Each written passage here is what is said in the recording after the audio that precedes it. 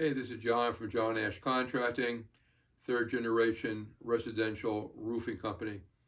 In the beginning, the first year or two that I was in business, of course, I didn't have a lot of money. So I went out and bought a dump truck, which we needed for the business to pick up all our roofing debris and bring to the East Brunswick dumps. Affectionately, I call the dump truck Mister Dumpy.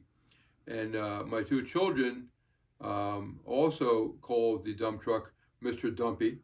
And sometimes it was a highlight of their day to go for a ride with Daddy in this old beat up 1965 dump truck that was falling apart to the ice cream store. This dump truck ran well, but that's all it did. It started and it drove. Initially, it was a county dump truck, had really, really low gearing. First gear went about 5 miles an hour. You had to right away shift to the second gear, you went about 12 miles an hour. Third gear, maybe 25. I think it had a top speed of like 45 miles an hour. And it was a real pain in the ass to drive it. Almost nothing on it really worked well. When you rolled the windows down, they would literally fall out of the track. So you couldn't roll the window down. You had to pull to the side of the road, open the door panel with screwdrivers, get the glass to go back into the track. The gas gauge didn't work. We had to get a wooden broom handle, push it down to where the gas goes, pull it back out to see how much of the wooden broom handle was wet with gas to know how much gas we had. Defrosters didn't work.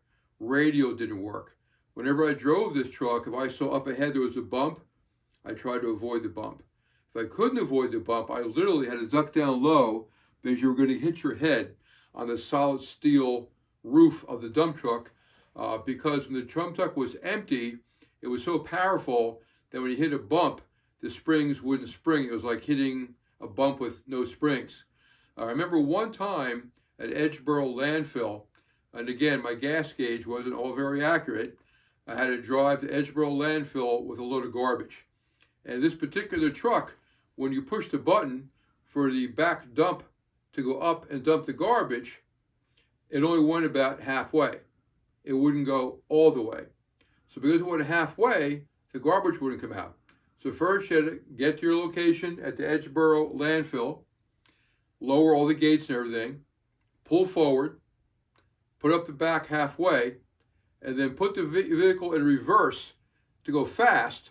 And for that vehicle, fast was about 7 miles an hour. Jam on the air brakes, had very good air brakes. And the truck, when you jammed the air brakes on, it would knock all the garbage out. So one time in the process of doing this, I was all ready, had the dump truck halfway up, pulled forward, getting ready to go backwards, and ran out of gas. Now there's no gas in the dump truck. I can't lower it. I can't go anywhere. So I did the only thing I could.